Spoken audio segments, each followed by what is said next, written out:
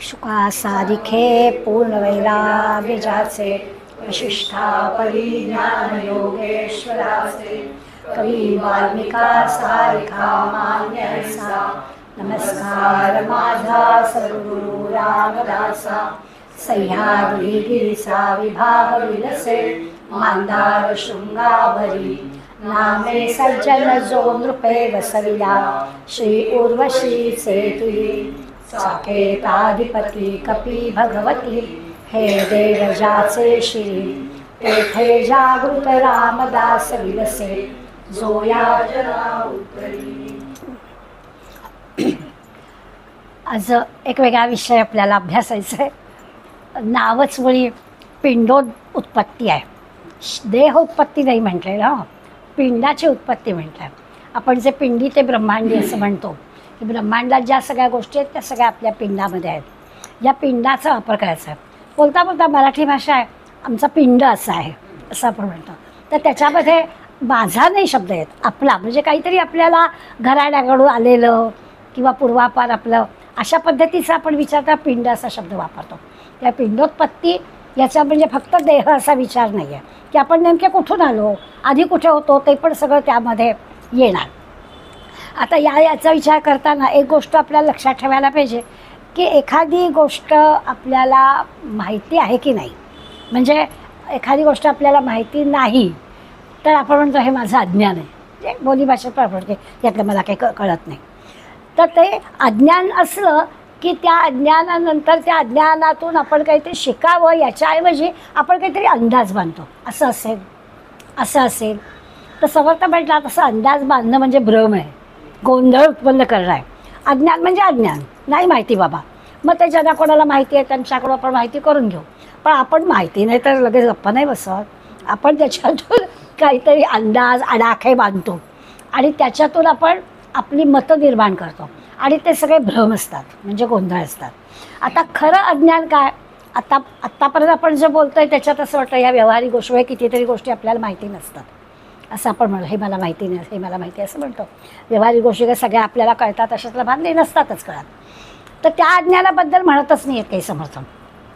समर्थांचं म्हणणं असं आहे की आपल्या हृदयस्थ असणाऱ्या आत्मारामाला आपण जाणत नाही हे आपलं अज्ञान आहे.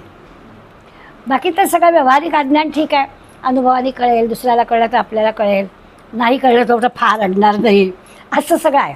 पण हे जे आहे की हृदयस्थ अत्यंत जवळ असणारा जो भगवंत आपल्याजवळ आहे 24 तास आहे आणि त्यामुळे खरं तर आपण सुखरूप आहोत, ही जी जाणीव आहे या जाणीवेचं आपल्याला विस्मरण झालं आहे हे आपलं अज्ञान आहे. बरं नाही असं नाही की माहिती आहे आपल्याला की हो ईश्वर सगळं चालवतो आहे, पण आपल्याला त्याचं विस्मरण झालं आहे आणि असं विस्मरण होणं हे अज्ञान आहे. आता आपण आडाखे बांधतो, सगळे तर्क करतो, अंदाज बांधतो आणि त्याचे ते सगळे भ्रम असतात असं लक्षात घ्यायचं आहे. तर हृदयस्थ असणाऱ्या ईश्वराला विसरणं हे आपलं अज्ञान आहे. बरं आता थोडं आणखीन एक विचार केला तर कुठली गोष्ट आपण विसरला की आपल्याला चैन पडत नाही. ह्या मला कसं आठवत नाही, अगदी डोळ्यासमोर आहे असं आपण बोलतो. व्यवहारातला अनुभव आपला असा आहे की आपल्याला एखादी गोष्ट आठवत नाही म्हटलं की आपण बेचैन होतो. तशी बेचैनी इथे येते का? ईश्वर आठवत नाही आहे खरं म्हणजे त्याला अज्ञान म्हटलं आहे. आठवत नाही, आपल्याला विस्मरण होत आहे भगवंताचं. तर ते जे काही विस्मरण आहे त्या विस्मरणाला पुन्हा एकदा का बरं मला आठवत नाही, का बरं मला आठवत नाही असा ध्यास घ्यावा लागतो. असं होतं ना, बऱ्याच झाली तुमच्या माझ्या वयाचा एक मोठा गंमतशीर विषय असतो की आपल्या अगदी एखादी भाची पुतणी तिच्या मुलांचं नाव आठवत नाही, काही केल्या आणि अगदी आता हल्ली नवीन नवीन नावं असतात, आठवणं पण मुश्किलच असतं, कुठली वेगळी शोधून काढतात आणि मग आपल्याला बेचैनी येतं ह्या काय आहे बरं विचारायचं तरी कोणाला एवढं कसं आठवत नाही. छान बारशाला गेलो, साडी नेसली बारशाची पण नाव आठवत नाही असं बोलतो आपण आणि मग ते आठवेपर्यंत चैन पडत नाही. एकदा आठवलं की अवश्य चला बरं. तसं देवाला आपण विसरतो, मग आपल्याला बेचैनी येते का की अरे मी देवाला विसरले. तर त्याचं अनुसंधान सारखं ते जे स्मरण सारखं व्हायला पाहिजे. व्यवहारातली एखादी गोष्ट विसरलो तर आपण त्याचा ध्यास घेतो, त्याच्या मागे लागतो. नाही आठवलं तर कोणातरी विचारतो, एकदा हुश्य झालं का कळलं बाबा असं बरं वाटतं आपल्याला. तसं या देवाचं आपल्याला विस्मरण झालं होतंच म्हणजे सारखं. तर त्या वेळेला आपण त्याचं पुन्हा स्मरण करतो का, त्याला शोधायचं तर ते काम म्हणजे त्याचं स्मरण सारखं राहील. आता होतं असं की ह्या जीवबुद्धीपासून म्हणजे देहबुद्धी म्हणा जीवबुद्धी म्हणा या देहबुद्धीपासून किंवा या दृश्य जगापासून या सगळ्या गोष्टी आपल्याला बाजूला करून त्या परमेश्वराकडे जायचं आहे. आपली अडते कुठे गाडी तर आपण हे दृश्य जगात फसतो ना, त्यामुळे त्याच्या पार असणारा खरं तर समर्थ ह्या आपल्या समासात आज सांगणार आहेत की तो जन्मापासून 24 तास तुमच्या सगळ्यात जवळ आहे. पण सगळ्यात जवळ असून सुद्धा आपण भलतीकडे शोधत राहतो, त्यामुळे तो आपल्याला लांब लांब जातो. आणि मग होतं काय तर आपण भलतीकडे म्हणजे दृश्य गोष्टीत अडकतो आणि मग त्याच्या पलीकडे असणारा तो भगवंत आपल्याला दिसत नाही. मग परत ते आठवून आपल्याला सांगतात की पलीकडे नाही आहे, तो सगळ्यात जवळ आहे. तर त्याला आठवा, दृश्य जग विसरलात तरी चालेल. तर तसं घडत नाही. आता हे जे गोंधळ होतात त्याला त्यांनी आता शास्त्रीय भाषेचा वापर केलं तर ते म्हणतात त्या सूक्ष्माकडून स्थूलाकडे जाणं. सूक्ष्माकडून म्हणजे भगवंत दिसत नाही आहे, तो सूक्ष्म आहेच आहे सगळीकडे. त्या सूक्ष्माकडून स्थूलाकडे म्हणजे या दृश्य जगाकडे जाणं हाच खरा म्हणजे भ्रम आहे. आपण भलतीकडेच जातो, तिथे जायची काही आवश्यकताच नाही. जिथे आहे तिथे बघा ना. म्हणजे वस्तू जिथे आहे ती जागा सोडून दुनियाभर शोधतो. त्या म्हातारीची गोष्ट सांगतात.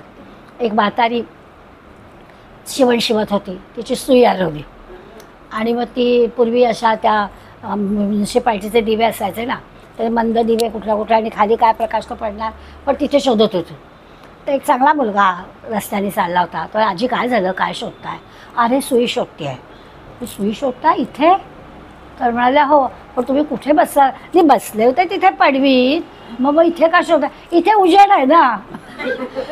आपली सगळ्यांची अवस्था अशी आहे की भगवंत आत आहे, त्याच्याऐवजी आम्ही बाहेरच त्याला धुंडतो. या देवळात जा, या तीर्थस्थळाला जा, या यात्रेला जा, या प्रवचनाला जा, या सगळीकडे दुनिया बसो. आणि तो तुझ्या जवळ आहे ना, शोधायला कशाला जायला हवं बाहेर. पण आम्ही त्या म्हातारीच्या सारखे आहोत की आम्ही भलत्या ठिकाणी शोधतो. आणि म्हणून ते आपल्याला सगळ्या की या सगळ्या 5 गोष्टी आपण चुकीच्या करतो. भ्रम म्हणतोय ना, त्या 5 भ्रमाच्या गोष्टी आहेत. कुठल्या भ्रमाच्या गोष्टी आहेत 5? तर त्यांचं म्हणणं असं आहे की दृश्य जगातल्या गोष्टी मला सुख देतात, हा भ्रम आहे. दृश्य जगातल्या गोष्टी काही आपल्याला सुख देत नाही. आपल्याला दिसणारी वस्तू हवी वाटते आणि ती सुखाची असं पण वाटतं. ती मिळण्यासाठी आपण खटाटोप करतो. अगो अमक्या दुकानात अमक्याकडे आंबे फार छान आहेत की चालल्या. स्वाभाविक आहे, कारण या दृश्य जगामध्ये आपल्याला आनंद मिळतो, सुख मिळतं अशी आमची खात्रीच आहे. त्यामुळे हा पहिला भ्रम आहे. समर्थ भ्रम सांगतात. आता आपण कुठे कुठे अडकतो आपल्याला लगेच लक्षात येईल. दुसरं म्हणतात की खूप साऱ्या वस्तूंचा संग्रह आपल्याजवळ असेल तर मग आपलं सुख आपल्याला प्राप्त होतं. आणि जिथे जाऊ तिथून काही ते छान छान वस्तू आणणं, डेकोरेट करणं, खूप सगळा वस्तू संग्रह जवळ असणं हे म्हणजे आपलं सुख आहे. हा दुसरा भ्रम आहे. मोजून ठेवा, 5 भ्रम सांगितले, विसरायचे नाहीत. आपण त्या भ्रमात किती आहोत का आपली यादी अजूनसुद्धा कदाचित वाढणार आहे ते आपण ठरवू.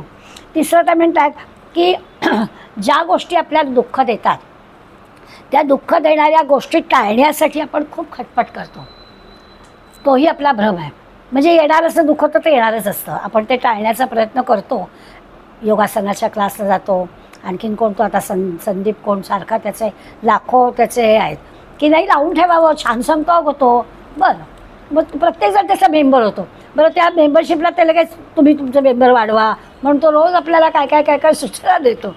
तर त्या सगळ्या बरोबर बघू तर खरं एकदा जाऊन अशी जी काय आपल्याला कुठेतरी आपल्याला हे मिळेल असं वाटतं म्हणून आपण खूप ठिकाणी हिंडतो. हा सुद्धा आपला भ्रम आहे असं समर्थ आपल्याला सांगतात. 3 झाले. चौथा म्हणतात की मी करता आहे आणि मी जर करतो आहे तर मला त्याचा उपभोग मिळाला पाहिजे. जसं आपण नेहमी उदाहरण घेतो की महिनाभर मी काम केलं आहे, नोकरी केली आहे, तर मला एकतर्फेनं पगार मिळालाच पाहिजे. मिळाला तर मिळाला, असलं नशिबात तर मिळेल असं पगारच्या वेळी नाही आपण म्हणत. कारण काहून असं कसं झालं, काम केलं आहे मी, तर मी करता आहे तर मी भोगता आहे हे स्वाभाविक आहे. तर त्यासाठी मी कर्म करतो, त्यामुळे माझाच तो अधिकार आहे असं वाटणं हा भ्रम आहे.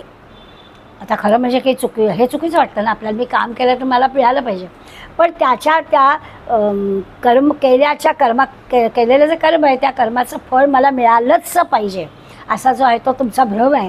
असं समर्थ मिळणार असं म्हणजे कर्म केलं आहे तर मिळेलच. पण आता असं आहे की आपण जरा हिशोबच केला समजा, की एखाद्या महिन्यात समजा आपल्याला नाहीच पगार पाठवला गंमत पण विचार करायचा, असं काही घडत नाही. तर आपण असा विचार करतो का की खरंच 12 महिने आपल्याला पेन्शन मिळत होतं किंवा पगार मिळत होता, ह्या महिन्यात की आपल्याला मिळालं नाही. तर 12 महिन्यात आपण केलेलं जे काम आहे ते तेवढ्या पगाराच्या तुलने एवढं केलं आहे का? बहुधा चुकारपणा केला आहे म्हणून तो आता 13व्या महिन्यातला पगार मिळत नाही, वेळ लागतोय, काहीतरी अडचणी आल्यात, असं नाही आपण विचार करत. आपण म्हणतो महिना पुरवायला मिळालंच पाहिजे. अडचणी काय येतात? तर आपण जेव्हा काम करत होतो तेव्हा काहीतरी गडबड केली आहे. जेवढा आपण काम केलं आहे तेवढाच आपल्याला मोबदला मिळणार आहे. मोबदला जास्त घेतला आहे, काम पुरेसं केलेलं नाही आहे, मग कधीतरी त्याचा फटका बसणारच ना.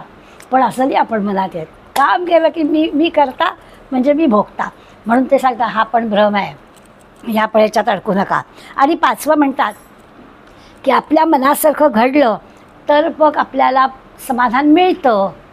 मनासारखं घडलं तर आपल्याला समाधान मिळतं, हा पण भ्रम आहे. कारण तर समाधान तात्पुरतंच असतं ना. आपल्याला बाबा छान छान बरं वाटलं, काल संध्याकाळी पाऊस पडला, आपण घरात होतो, आपल्याला वाटलं आता छान हवा छान आहे, 10 मिनटं पुन्हा आपल्याला सुरू झाली गरमी. त्यामुळे ते समाधान काही टिकणारं नसतं. असं आपण रोज पाहतो, छोट्या छोट्या गोष्टीमध्ये आपल्याला आनंद देणाऱ्या गोष्टी आहेत, समाधान देणाऱ्या गोष्टी आहेत ना, यशातला भाग नाही. मनासारखं घडतं, पण मनासारखं घडलं तरी देखील आनंद मिळतो असं काही म्हणता येत नाही, समाधान होतं असं म्हणता येत नाही. असे 5 भ्रम समर्थाने आपल्याला सांगितले की ज्या रोजचा आपण त्या भ्रमांमध्ये गुंतलेले आहोतच आहोत. आता याचा अर्थ असा आहे की त्या अज्ञानाची व्याख्या आपण केली. काय अज्ञान आहे? तर आपल्या हृदयस्थ असणारा जो ईश्वर आहे त्याला आपण विसरलो आहे, हे खरं आपलं अज्ञान आहे. तर हे जे काही अज्ञान आहे त्या अज्ञानामुळे आपण खरं म्हणजे सुखरूप झालो आहोत. जर का आपल्याला स्मरण असेल ना ईश्वराची, तर ह्या सगळ्या भ्रमात अडकणारच नाही आपण. त्यामुळे सुखरूप होणं किंवा अत्यंत समाधानी होणं याच्यासाठी फक्त एकच उपाय आहे, याच्या आतमध्ये असणारा ईश्वराला ओळखणं, त्याचं स्मरण ठेवणं. तो करणार काहीच नाही आहे, पण नुसतं त्याचं स्मरण ठेवलं तरी देखील आपण सुखरूप होणार आहोत. त्यामुळे अज्ञान असल्यामुळे आपण सुखरूप होत नाही आहोत. अज्ञान काय आहे ते आपल्याला कळलंच आहे की ते विस्मरण झालं, हे अज्ञान आहे. आणि अज्ञानामुळे आपण सुखरूप नाही. हे जर अज्ञान दूर झालं आणि हृदयस्थ भगवंताच्या स्मरणात आपण राहिलो, त्याच्या अनुसंधानात आपण राहिलो, तर आपण सुखरूप होऊन जाऊ, असं अगदी स्पष्ट आपल्याला समर्थ सांगतात. आता लक्षात असं येतं की आपल्या सुखरूप होण्याच्या डेफिनेशन्स वेगळ्या आहेत. मुलाबाळांचे संसार म्हणजे आता आपले झालेत, पण आपण मुलाबाळांचे म्हणूया, पण नाही तर आपले संसार किंवा आपल्या काही करमणुकीच्या गोष्टी असतात किंवा आपल्या कलेच्या गोष्टी असतात, आपल्या हौसेच्या गोष्टी असतात, संगीत आहे, नाटक आहे, सिनेमे आहेत, TV आहे, कितीतरी गोष्टी आपल्या अशा आहेत की ह्या सगळ्यांमध्ये आपल्याला आनंद मिळतो, अशी एक आपली समजूत असल्यामुळे आपण या सगळ्या गोष्टीमध्ये जातो. आता हे सगळं जरी असलं तरी देखील माणसाला तात्पुरता तेवढा जो आनंद मिळतो त्या आनंदाचा उपभोग घेत कुठेतरी एक भय असतं, ते मृत्यूचं असतं, म्हणजे देह सोडण्याचं असतं. तर ती जी भीती आहे त्यामुळे ते सगळी सुखं जी आहेत ती अशी आपल्याला आनंदाने सगळीच्या सगळी घेता येत नाही. कुठेतरी मागे एक बोच असते की आज आहोत उद्या नाही असं. छानपैकी एखाद्या ट्रिपला जायचं, पण आता बाहेर ट्रिपला जाताना सुद्धा एक अंतकळात थोडीशी बोच असते, येऊन दे बाई व्यवस्थित परत, काय अडचणी येतील काय होईल माहीत नाही. कारण अनुभव असे वेगवेगळे असतात ना, त्या कुठेतरी या सगळ्या अशा सुखाच्या मागे एक काहीतरी एक भयाची गोष्ट असते. आपण ते दरवेळेस काही भय हे करतो असं नाही. का वाटतं आपल्याला विमानाच्या प्रवासाचं भय? तर कधीतरी हे होतच ना, काही वेळा अपघात झाला तर कुठेतरी आपल्या मनामध्ये पाल चुकली किंवा त्या प्रवासाचं भय वाटतं. आणि सगळंच आहे की ते झोप न येणं, आल्यानंतर 2-3 दिवस झोपेचे त्रास होणं, हे सगळं जर त्या भयाचे परिणाम असतात. भय नसेल तर काही कुठलाही हे होत नाही. आपल्याला ह्या गोष्टी ते सांगतायत की कुठेतरी ह्या सगळ्या सुखाच्या गोष्टी ज्या आपण करत असतो त्याच्या मागे एक थोडीशी दुःखाची गोष्ट असते, भीतीची गोष्ट असते, दुःखापेक्षा भीतीची गोष्ट असते. आणि त्यामुळे आपण सगळंच्या सगळं सुख त्या गोष्टीतलं घेऊ शकत नाही. आणि दुःखानं अगदी जेरीस येतो असं नाही म्हटलं तरी कोणीतरी टेन्शन असतं. त्यामुळे असं वाटतं की काय बाई करतोय तर सगळं आपण काळजी तर सगळी घेतली, पण तरी काय होईल. परवा आमच्या नात्यामध्ये गंमतशीर झालं. माझ्या एका नातेवाईकाचा फोन आला आणि मला म्हणाली मीरा अगं तुझ्याकडे गेट टुगेदर ठेवलंस पण मी नाही आहे बरं का, मी अशी ट्रिपला जाणार. म्हटलं बरं. आणि मग नंतर हे सगळं आपलं पाकिस्तान युद्धाची गडबड झाली. मग मी सहज तिला म्हटलं मला असं वाटतं आहे की आत्ता काही जाऊ नका, आपलं काही मोठं नडलं नाही आहे, जाऊ दे जरा सगळं शांत होऊ दे, वर आपण जायचं आणि आपला जीव आहे घरात बरं आहे ना, असं आमचं आपलं फोनवर झालं होतं. अगो खरं सांगू का तुला, आत्ता मुळीच मला ट्रिपला जायचं मनात नव्हतं, पण 10 दिवस कामवाली रजेवर जाणार आहे. मग काय उगाच घरात कामं करायची म्हणून मी तिकडेच आहे. काही आपल्या सुखाच्या आनंदाच्या गोष्टी आपल्याला कुठे कुठे मिळतात. तर असं आपलं आता हे काय कारण आहे का की म्हटलं कामवाली नाही आहे म्हणून ट्रिपला जायचं, हे कुठलं बालगड. तर असं आहे. तर आपण काय करतो की आपल्या सगळ्या गोष्टी छोट्या वाटणाऱ्या असतात, पण त्याच्यामध्ये आपण आपल्याला काय सुखाचं होईल, आपल्याला काय आनंदाचं होईल आपण शोध. पण त्याच्या मागे कुठेतरी एक अशा काहीतरी काळजी, अडचण, काहीतरी दुःख, अशा सगळ्या गोष्टी आपल्या असतातच. ह्या सगळ्या म्हणजे त्या सुखाच्या गोष्टीसाठी आपल्याला छोटे मोठे सारखे संघर्ष करायला लागतात. मग त्या सगळ्या संघर्षाच्यापेक्षा हृदयस्थ असणाऱ्या त्या ईश्वराला जर स्मरलं तर मग काय अज्ञान दूर होईल. मग काहीच चिंता नाही, गेलो काय नाही गेलो काय, बाई आली काय नाही आली काय, काही फरकच पडत नाही. त्या एकदा ईश्वराच्या स्मरणात आपण राहिलो तर सगळ्या गोष्टी होतात. असा एक मुद्दा म्हणजे कशाचं विस्मरण झालं आहे ते आधी लक्षात घ्यायचं. ते म्हणजे अज्ञान आहे. आणि मग त्या अज्ञानातून बाहेर पडण्यासाठी जे आपण भ्रम करतो त्या भ्रमातून पण बाहेर पडायचं म्हणजे मग हृदयस्थ ईश्वर कळेल. हा एक महत्त्वाचा मुद्दा आपल्या या आजच्या समासात आपल्याला नीट समजून घ्यायचा आहे. दुसरी गोष्ट अशी समजून घ्यायची आहे की या हृदयस्थ जो ईश्वर म्हणतो आहे त्या ठिकाणी आणखीन एक महत्त्वाची गोष्ट आहे. त्याला आपण आपल्या भाषेमध्ये शारदा असं म्हणतो. आपल्याला आठवते गणेश आणि शारदा हे 2 समास आपण अगदी ग्रंथाच्या सुरुवातीला पाहिले. म्हणजे ग्रंथारंभ लक्षणं झाल्याबरोबर गणेश आणि शारदा पाहिले. त्याच्यामध्ये आपण असं पाहिलं होतं की गणेश ही शुद्ध जाणीव आहे आणि शारदा ही वाणीचं स्वरूप आहे. त्यामुळे निर्माण होणारं आपल्या मनात येणारे जे विचार आहेत त्या विचारांना आपण शारदा असं म्हणतो. त्यामुळे आपल्याला आणखीन पण लक्षात येईल की हा हृदयस्थ जो आत्माराम आहे त्या ठिकाणी शारदा पण वास करत असते. म्हणजे नेहमीच आपण म्हणतो की नाभीच्या ठिकाणी आपल्याला काहीतरी विशेष विचार आपल्या मनात निर्माण होतात आणि मग 4 वाणींच्या द्वारा ते विचार शब्दबद्ध होणं आणि मग ते वाणीच्या रूपानं प्रत्यक्ष शब्दामध्ये बाहेर पडणं असा सगळा त्या विचारांचा प्रवास असतो असं आपण म्हणतो. तर तसं या हृदयस्थ आत्मारामाला ओळखायचं म्हणजेच काय करायचं तर त्या ठिकाणी आणखीन एक वास करणारी म्हणजे असणारी शारदा आहे तिला पण ओळखायचं. ही शारदा म्हणजे काय, आता ईश्वराची ही ज्ञानशक्ती आहे. भगवंत आहे काही करत नाही ना, त्याचं नुसतं असणं एवढंच पुरेसं आहे. तो द्रष्टा आहे, तो काय तुम्ही कराल ते, तो नुसता आहे आणि तुम्हाला करायला परवानगी आहे. तुम्ही चांगलं करा, वाईट करा, हवं ते करा, तो काही बोलणार नाही आहे, तो आहे फक्त. पण तसं नाही, तिच्याबरोबर जी शारदा नावाची गोष्ट आहे ती शारदा मात्र त्याची ज्ञानशक्ती आहे. हळूहळू आपण असं ह्या सगळ्या गोष्टी असतात ना, ह्या एकदा मी सांगते तुम्ही ऐकताय किंवा तुम्ही फार तर वाचताय एवढ्याने काही मोठ्या लगेच लक्षात राहतात अशातला भाग नाही.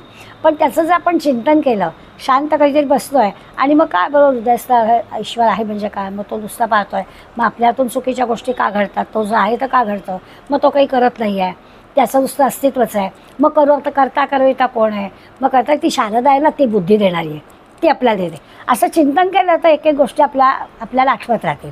तर ही शारदा जी आहे ती ज्ञानशक्ती आहे. म्हणजे आपण बघा म्हणतो आतला आवाज, माझा आतला आवाज असं सांगतोय मला आणि तो बरोबरच सांगतो असं पण आपल्याला अनुभवतं की मला आतून जी मनात प्रेरणा आली आहे ती बरोबर असते. आत्ता हे कर किंवा करू नको असं जे आपल्याला आतून आवाज येतो तो आपल्याला बरोबर असतो असा आपला अनुभव आहे. ती जी आहे ती ईश्वराची ज्ञानशक्ती आहे. सोप्या भाषेमध्ये तिला आपण शारदा असं म्हणतो. आता ती शारदा म्हणजे की आपलं मनबुद्धी अहंकार वगैरे काही नाही बरं का. ती शारदा ही ईश्वराची ज्ञानशक्ती आहे. त्यामुळे ते माझ्या मनात आलं, माझ्या बुद्धीला पटलं, मला वाटलं तर मी करेन, याच्यात कोणी शारदा नाही. ते आपलं सगळं काय अभिमान आहे त्याच्याबद्दल आपण म्हणत असतो की माझ्या बुद्धीला जाणवलं, मग माझी बुद्धी, माझं मन, माझं अंतःकरण, माझा अहंकार हे सगळं वेगळं आहे. या शारदेला यातलं काहीच नाही आहे. शारदा ही पक्की ईश्वराची ज्ञानशक्ती आहे, ईश्वरांनी निर्माण केलेली आहे.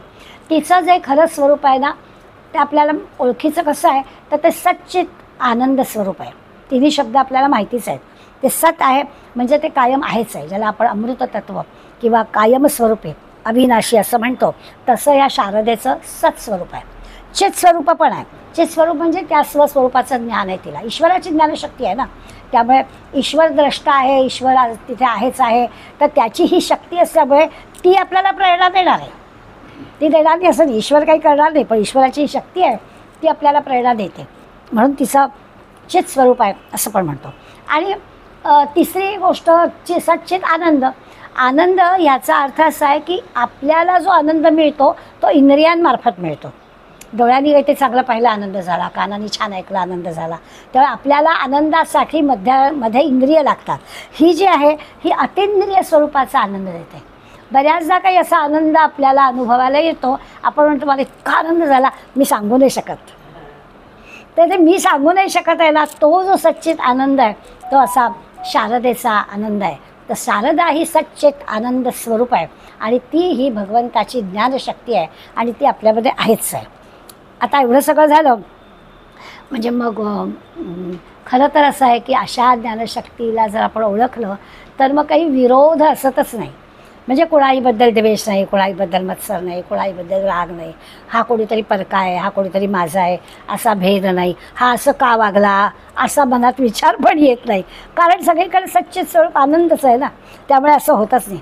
ती नित्य आहे, ती मुक्त आहे, ती ज्ञानशक्ती आहे, ती ईश्वराची शक्ती आहे. असं सगळं शारदेचं स्वरूप आपण ओळखलं तर असं होतं. ईश्वराची वाणी पण येते. ईश्वराची शक्ती आहे म्हणजे ईश्वराची वाणी. ईश्वराला जे सांगायचं आहे तर तो शारदेच्या माध्यमातून आपल्याला सांगतो. हृदयात ती एकदा प्रगटली की ईश्वराच्या अस्तित्वाची बरोबर जाणीव होते. ती शारदा आपल्याला ही सगळी मग आपण तिला म्हणतो म्हणजे आपण शारदीय नवरात्र करतो किंवा आपल्या लहानपणापासून की अजूनसुद्धा आपण नातवंडांकडनं आपली पाटीची पूजा करून घेणं, पुस्तकांची पूजा करून घेणं, कारण ती बुद्धीची देवता आहे. त्यामुळे ही जी ज्ञानशक्ती भगवंताची ज्ञानशक्ती शारदेच्या मार्फत आपल्याला मिळत असते. त्यामुळे त्या ईश्वराच्या अस्तित्वाची जाणीव पण आपल्याला शारदाच करून देते. इतकं शारदेला फार महत्त्व आहे. दुसरं असं की हा जो जीव आहे हा जीव 24 तास आपण झोपलो असलो तरी पण ईश्वर स्वरूप कार्य करत असतो. झोपत नाही बरं का. आपण देह झोपतो, शरीर झोपतं आपल्याला, परंतु त्यामध्ये असणारा जो ईश्वर आहे तो ईश्वर जीवसन्मुख आहे. जीवाला सातत्यानं 24 तास त्याचा संपर्क आहेच. त्याची रेंज नाही असं होतच नाही. त्याची रेंज गेली की संपलंच. त्यामुळे त्याची रेंज असतेच असते. असा ईश्वर सन्मुख असल्यामुळे तो अखंड कार्यरत आहे. आपण दमलो थकलो असं होतं त्याचं होत नाही. तो अखंड कामामध्ये आहेच आहे आणि त्याच्या त्या अखंड कार्यमग्न असल्यामध्ये तो आपल्या सुख आनंद आपण भोगत असतो. अखंड ईश्वराचं सानिध्य आपल्याला असतं म्हणून आपण हे करतो. आता सोपी गोष्ट समर्थाने सांगितली.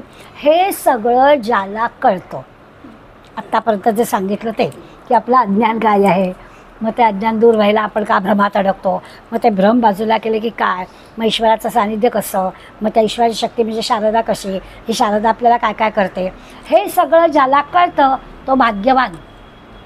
समर्थ म्हणतात अशी व्यक्ती जी आहे ती भाग्यवान म्हणजे संत. आम्हाला काय कळल्यासारखं वाटतं नाही असं नाही, पण ते की आपण कायमस्वरूपी लक्षात राहतं असं नाही. पुन्हा पुन्हा पुन्हा पुन्हा समर्थ सांगतायत. याचं कारणच आहे की आपल्याला ते एकदा सांगून किंवा पटलं असलं तरी ते प्रत्यक्ष कृतीत येत नाही. म्हणून ते सांगतात की हे ज्याला कळलं आहे तो भाग्यवान. आणि मग अशा भाग्यवान माणसाच्या ज्ञानातून भक्ती आणि भक्तीतून ज्ञान ओसंडत असतं. समर्थांचे शब्द असे आहेत की इतकं असतं की त्याच्या ज्ञानातून भक्ती आणि भक्तीतून ज्ञान.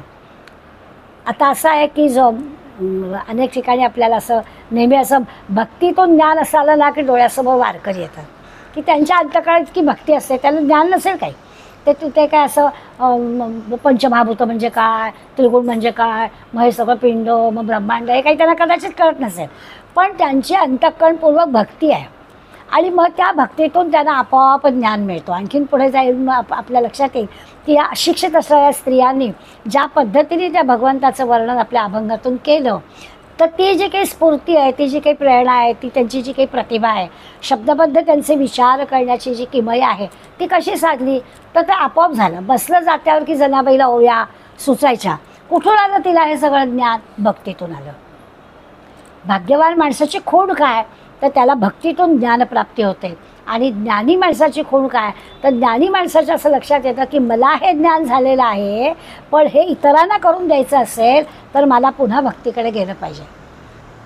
म्हणून मग संत ग्रंथ तयार करतात, संत निरूपणाद्वारे आपल्याला सांगतात सगळं. त्याचं कारण त्यांना जो अनुभव आला तो आम्हाला अनुभव मिळावा, म्हणून ज्ञानाकडून भक्तीकडे आणि भक्तीकडून ज्ञानाकडे या भाग्यवान पुरुषाचं हे प्रवास असतो असं सांगणारे स्वतः समर्थांनी पण तसंच केलं आहे. आणि अशा माणसांच्या जीवनात हा सगुण आणि निर्गुणाचा म्हणजे ईश्वराच्या सगुण शक्तीचा म्हणूया आणि स्वाभाविकच निर्गुण स्वरूपाचा दोन्हीचा समन्वय साधलेला आपल्याला दिसतो. त्यामुळे आजच्या समासाचा विषय हा असा सगळा आहे. फक्त विषयच एक आपण आता ओव्यांच्या मार्फत त्याचं अधिक स्पष्टीकरण करणार आहोत, परंतु विषय असा आहे की त्या ईश्वराचा आपल्याला विस्मरण जे झालेलं आहे ते विस्मरण आपल्याला व्हायला नको आहे. कारण त्यामुळे ते सगळं आपलं अज्ञान आहे, त्या अज्ञानातून ज्ञानाकडला प्रवास आपल्याला करायचा आहे. याच्यासाठी आपल्याला त्यांनी एक वनस्पतीतलं उदाहरण दिलं आहे समर्थांनी की बीपासून बीपर्यंत सहज कळणारी गोष्ट आहे की एखादं बी आहे. आता सध्या आपण रोज हे करतो आहे, आंबे खा, आपण कोळी धुवून ठेवा, वाळवून ठेवा आणि आपल्याला पावसात त्याचा उपयोग करायचा आहे वगैरे वगैरे. तर ही जी बी आपण जमिनीत रुजवली, पाणी मिळालं तिला की तिच्यातून फुटतं. मग 2 पानं फुटतात, 4 पानं फुटतात, फांदी येते, आणखीन काय फुलं येतील, मोहर येईल, फळं येईल वगैरे वगैरे, मोठा वृक्ष तयार होईल. पुन्हा त्याच्या फळामध्ये बी असेल.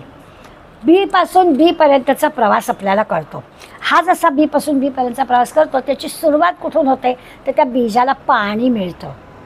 मग आपल्या लक्षात येईल की सगळे जे जीव आहेत, 84 लक्ष योनी जीव आहेत, ते पाण्यातून जन्माला येतात. जन्माला पाणी लागतं. अगदी बीचं उदाहरण देऊन आपल्याला ते सांगतात. आपल्याला सगळ्यांना 4 हे माहिती आहेत, 4 खाणी माहिती आहेत, स्वेदज, अंडज, जारज आणि उद्भिज. त्यातलं उद्भिज म्हणजे वनस्पती. त्या वनस्पतीचं स्पष्ट आपल्याला दिसतं, त्यामुळे आपल्याला ते माहिती आहे चांगलं. पण बाकी पण सगळ्या वनस्पतींच्या प्राण्यांच्या जीवनाचा अभ्यास केला तर त्या सगळ्या जीवनाची सुरुवात पाण्यापासून होते. आता हे सगळं चक्र चालू आहे. मग या चक्राची सुरुवात कशी? आधी कोंबडी का आधी अंड? हा जो प्रश्न आहे तसंच आहे. ते चक्र अव्याहत चालू आहे. पण म्हणजे आधी काय झालं? बी आधी आलं, ते फळ आधी आलं, त्या फळाची बी झाली, पण अव्याहतपणाचं चक्र सुरूच आहे. त्यामुळे त्यामध्ये मोठं कोण असं काही आपल्याला म्हणता येत नाही की आधी काय घडलं ते आपल्याला सांगता येणार नाही. आता ह्याचा जर विचार केला फार फार तर आपल्याला एखाद्या झाडाचं वर्णन करता येईल की आधी काय, तर बॉल नाही ते फळ होतं, त्याच्या आधी फूल आलं होतं, फुलाच्या आधी मग पानं होती, फांद्या होत्या, मग त्याच्या आधी काय काय काय काय काय पण गेलं की परत त्या बीपर्यंतच आपण येतो. त्यामुळे आधी काय आधी काय आधी काय असं विचार करत गेलं तर बीचा प्रवास बीपर्यंत असं सगळं आपण पाहतो. आता त्याच्यात अजून म्हटलं तर ते जे पाण्यापासून असं म्हटलं की त्या बीला पाणी मिळाल्यानंतर तिच्यामध्ये वाढ झाली. तर याचा अर्थ असा आहे की त्या बीपेक्षा सुद्धा पाणी महत्त्वाचं आहे. पाणी आटलं की पृथ्वी तयार होते. पाणी रोज घालावं लागतं ना झाडांना, कारण ते पाणी एक तर व्हॅपोरेट होतं किंवा त्या मुळं खेचून घेतात, पुन्हा पाणी घालायला लागतं. तर याचा अर्थ असं की त्या बीपेक्षा पाणी महत्त्वाचं आहे. पाणी आटून जातं म्हणून जमीन आणखीन महत्त्वाची आहे. दुसऱ्या पाण्यामध्ये आपण बी टाकलं तर त्याला काही रोप येणार नाही, त्यामुळे जमीन पण महत्त्वाची आहे. त्या बी महत्त्वाचं आहे, त्याच्यापेक्षा पाणी महत्त्वाचं आहे, पाण्यापेक्षा पृथ्वी म्हणजे जमीन महत्त्वाची आहे, त्याच्यापेक्षा सुद्धा सूर्य महत्त्वाचा आहे. ते नसलं तुम्ही घरात ठेवलं नाही, थोडा वेळ तरी आपल्याला बाहेर ठेवायला लागतं, त्यामुळे ते सूर्य म्हणजे तेज पण महत्त्वाचं आहे. तेजापेक्षा वायू महत्त्वाचा आहे. आणि वायूपेक्षा सुद्धा आता समर्थ आपल्या विषयाकडे येणार अंतरात्मा महत्त्वाचा आहे.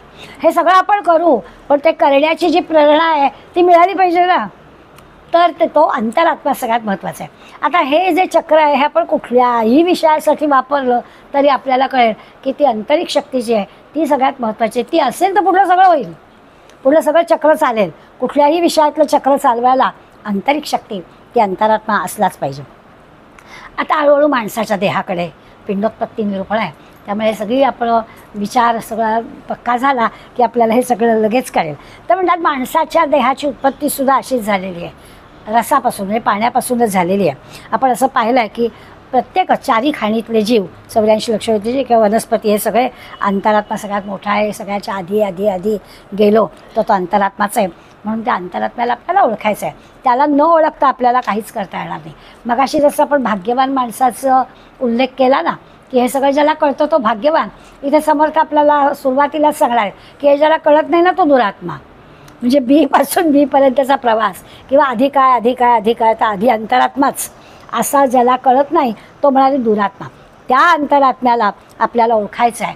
ओळखणारे भाग्यवान, न ओळखणारे दुरात्मा, अशी साधी गोष्ट समर्थांनी सांगितली. आता आधीचा समाज जो आपण पाहिला होता ना गेल्या वेळेला 15व्यातला 8वा, तेव्हा आपण असं सजीव निर्जीव सृष्टीबद्दल बोललो होतो. तर ही जी सृष्टी आहे त्याच्याबद्दल जर आपण विचार केला तर ह्या सृष्टीला निर्माण करणारा जो कोणी आहे तो खरा ज्ञानी आहे हे आपण पक्क मानलेलं होतं. दिसते आपल्याला सृष्टी तर दृश्य स्वरूपात दिसते आहे आणि त्याच्यात अनंत आश्चर्यकारक गोष्टी आपल्याला दिसत आहेत. त्या सगळ्या आश्चर्यकारक गोष्टींचा आपण विचार केला की आपण अशा मुद्द्याला येतो की ते सगळं जाऊ दे, ज्यांनी निर्माण केलं ना तो ग्रेट आहे असं आपण म्हणतो. जीवसृष्टी निर्माण करणारा म्हणून आपण उदाहरण घेतलं होतं मागच्या वेळेला की साधी कुणाच्या घरात आपण फिश टँक पाहिला तर त्यातले जे रंगीबेरंगी मासे पाहतो आणि आकार त्याचे वेगवेगळे पाहतो तो काय निसर्गाची किमया आहे, काय परमेश्वराची किमया आहे असं आपण वर्णन करतो. त्यामुळे या सगळ्या 84 लक्ष योनी जीवाती किंवा दृश्य जगातल्या सगळ्या गोष्टींबद्दल विचार करायचा झाला तर ती सृष्टी निर्माण करणारा जो कोणी आहे तो खरा ज्ञानी आहे हे पक्क आपल्याला लक्षात येतं. आणि मग स्वाभाविकच त्याचा शोध घ्यावा. एखादी गोष्ट आपल्याला आश्चर्यकारक वाटली ती कोणी केली की लगेच आपण विचारतोच ना. तसं आहे की त्या ईश्वराचा शोध घ्यावा आणि त्याला आपण शोधावं, त्याला आपण ओळखावं असं आपल्याला वाटतं. म्हणजे सजीवसृष्टीतल्या विविधतेचा विचार केला तर ही गोष्ट आपल्याला पटकन कळते. कारण किती किती थक्क करणाऱ्या गोष्टी आपण पाहतो. सगळं जे काही ज्ञान आहे ते ज्ञान कुठे आहे? एवढ्या मोठ्या जीवसृष्टीला निर्माण करणारा किती किती गोष्टी निर्माण केल्या, तो निर्माता कोण आहे याच्याबद्दल आपल्याला खूप मोठा विलक्षण कुतूहल असतं. आणि त्या कुतूहलासाठी संतांनी आपल्याला पत्ता दिलेला आहे की ईश्वर शरण जा, तो त्याचा सगळा निर्माता आहे आणि त्याच्यात त्याला ओळखा. तीच गोष्ट याच्यामध्ये वेगळ्या पद्धतीनं समर्थ आपल्याला सांगतात. इतका तो आता अंतरात्मा निकट आहे, आपल्या जवळ आहे, अखंड आहे. जन्माला आल्यापासून अखेरपर्यंत तो आपल्या जवळ असणार आहे, सतत असणारा, सतत आपल्याजवळ असणारा आणि त्याला आपण ओळखत नाही असं कसं चालेल ना? केवढा मोठा अन्याय आपण करतो. आपल्या घरातल्या व्यक्तीला आपण ओळखत नाही, विस्मरण होतं आपल्याला, असं कसं चालेल? असं नाही चालणार. तर त्याच्यासाठी आपल्याला काय करता येईल तर अंतरात्म्याला ओळखण्याचा प्रयत्न किंवा सतत तो आहे याच्याबद्दल अनुसंधान ठेवणं हे आपल्याला करता येईल का? ते जर जमलं तर मग झालं, मग आपल्याला आणखीन काही करायची आवश्यकता नाही. पण आपलं काय होतं, थोड्या वेळापुरतं आपल्याला जमतं, हा आपला अनुभव आहे. तर असा जो काही ज्याला जमतं तो जो भाग्यवान पुरुष आहे त्या भाग्यवान पुरुषाचा व्यवहार कसा असतो तो आपण पाहायचा. आपल्याला एखादी गोष्ट जमायला हवी असेल तर ज्याला कोणाला जमली आहे त्याच्याकडून आपण ते घेतो. साध्या व्यवहारातल्या पण गोष्टी असतात, कसे लाडू करायचे हे विचारायचं, केलेले ऐकायचे, खायचे, पाहायचे, मग आपल्याला जमतात. तसंच आहे की नाही हे आपल्याला येत नाही म्हणजे बघायचं, ज्याला येतात त्याच्याकडून करून घ्यायचे, त्याच्याकडून समजून घ्यायचे. तसंच आहे इथे की एखादा तो भाग्यवान पुरुष का तर त्याला ईश्वर कळला आहे ना, मग ज्याला ईश्वर कळलेला आहे त्याला आपण विचारायचं आणि मग त्याप्रमाणे आपण प्रयत्न करायचा की आपल्याला पण ते समजेल. अंतरात्म्याची उपासना अशी काही वेगळी करायची आवश्यकता नाही आहे. आता अंतरात्म्याची उपासना करायची असेल तर मग ती विश्वव्यापीच आहे, कारण तो सगळा विश्वात भरलेला आहे. जसा आपल्यात आहे तसा सगळीकडे आहे. त्यामुळे आपल्याला त्याची उपासना करणं खरं तर काही फार मोठं भगवान समर्थ म्हणतात अवघड नाही आहे, कारण तो सगळीकडे आहेच आहे. त्याचं विस्मरण होऊच शकत नाही तुम्हाला. तो नाही अशी जागाच नाही ना, मग कसं विस्मरण त्याचं होणार? त्यामुळे अंतरात्मा अदृश्य झालं असं तर होतच नाही, कारण तो सगळीकडे आहेच आहे.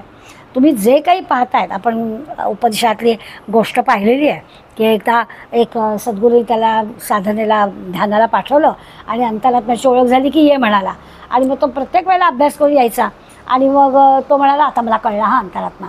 मग अंतरात्मा कळला म्हणजे काय कळलं? मग त्यांनी सांगितलं की ते जे डोंगर आहेत ना, नद्या आहेत ना, पर्वत आहेत ना, झाडं आहेत ना, माणसं आहेत ना, प्राणी आहेत ना, ते सगळीकडे अंतरात्मा आहे. मग गुरुने विचारलं म्हणजे तुला काय काय दिसलं? हे पण सगळं दिसलं ना, डोंगर पण दिसले, झाडं पण दिसली, प्राणी पण दिसले. हो, पण म्हणजे त्यांच्यातच ईश्वर आहे असं मला दिसलं. पण हे पण दिसला कामा नाही, त्याच्या सगळीकडे ईश्वर दिसला पाहिजे. अजून तुला हे सगळं दिसतंय, जा परत तपश्चर्या करायला जा. थोडक्यात काय तर त्याच्या सानिध्यात आपण आहोत. तर दृश्य जगातल्या सगळीकडे ईश्वर दिसतोय. आपण दृश्य जगातल्या गोष्टी आपल्याला दिसतात, त्याचा ईश्वर मागचा आहे तो नाही आपल्याला दिसत.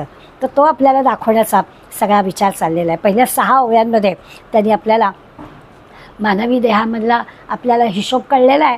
पंचमहाभूत 5 आणि सत्वरजतम 3 या 8 गोष्टींनी आपलं सगळं शरीर तयार झालेलं आहे. ते की आता नव्याने सांगायला नको आहे, पण तरीही मानवी शरीराचं मूळ काय आहे असं शोधलं तर या 8 गोष्टी जरी असल्या तरी तो भगवंत त्याच्यात असलाच पाहिजे. आणि त्याचं जे मूळ आहे ते मूळ आत्ता सांगितल्याप्रमाणे आपरूप, पाण्यापासून सुरुवात होते. जसं वनस्पतीचं उदाहरण आपण घेतलं तसं आपलं पण आहे. मानवाच्या शरीरासंबंधी सुद्धा विचार केला तर मानवी स्त्री पुरुषांच्या रेत ह्याच्यामध्ये पाण्याचाच अंश आहे. त्यामुळे ते रक्तात मिसळतं आणि मग त्याच्या संयोगानं काय काय होतं. अगदी विज्ञानाचा हे घेतला तर आपल्याला एक 7 पायऱ्या त्याच्यामध्ये विज्ञान सांगतं की पहिलं काय होतं तर ते दोन्ही जलयुक्त असणारा रेत रक्तात मिसळतं. दुसरं काय होतं तर त्याच्यापासून अन्नरस किंवा देहरस असं म्हणूया त्याची एक मूस तयार होते आणि त्या मुशीमध्ये तिसरी गोष्ट काय होतं तर त्याला ते आपण जे आज पिंड म्हणणार आहोत तो पिंड तयार होतो आणि हळूहळू तो पिंड वाढायला लागतो. चौथ्या गोष्टीमध्ये असं होतं की त्या पिंडामध्ये काही कोमल नाजूक भाग असतो तो आता कठीण बनायला लागतो. 6व्यामध्ये असं होतं की हळूहळू अवयव तयार व्हायला लागतात. म्हणजे खरं तर 9 महिन्याच्या 9 गोष्टी असतात तर याच क्रमाने होतात असं आपल्याला दिसेल. आणि मग त्या अवयवांमध्ये तो जीवरस जातो.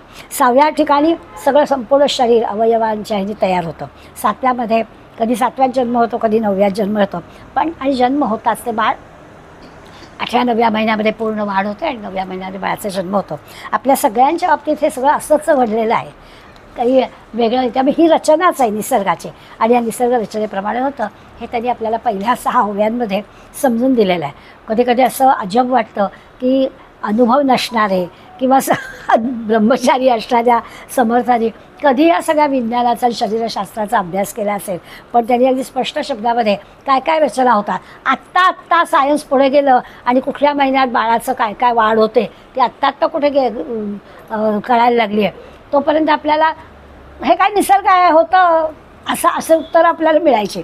आत्ता गेल्या 5-50 वर्षामध्ये या सगळ्या गोष्टी क्रमाक्रमाने आपल्याला कळायला लागल्या. पण हे केव्हाच त्यांनी आपल्याला दाखवून दिलं आहे की काय पद्धतीने आपला जन्म होतो. पुढे 7व्या ओवीपासून 16व्या ओवीपर्यंत त्यांनी थोडीशी आपल्याला जाणीव करून दिली की देह जसा वाढतो, आता देह जन्माला आला तो जसा जसा वाढतो आवडणार नाही आपल्याला पण समर्थ आपल्याला सांगतात कुबुद्धी पण वाढते. देह जसा आपला वाढतो तशी कुबुद्धी पण वाढते आणि वाढता वाढता इतकी वाढते की मोडून पडते. म्हणजे जसं आपण म्हणतो ना की किती लहान मूल असतं पण ते लहान मूल आपली वस्तू कुणाला द्यायला तयार होत नाही. किती सुरुवात होते. कालच माझी भावजाई मी बोलत होतो म्हणाली इतका त्रास देतोय 2च वर्षाचा नातू आहे तर कुणी आलं ना की एक वस्तू खेळणं देत नाही आहे. किती समजावलं त्याला की तरी देखील नाहीच ऐकत. परवा म्हणाली शेजारची मुलगी आली तर त्याच्याजवळ सायकल आहे, ती स्कूटर आहे, अजून काय काय होणार आहे सगळं म्हणाली एकावर एक रचलं आणि बसला. नाही देणार मला काही.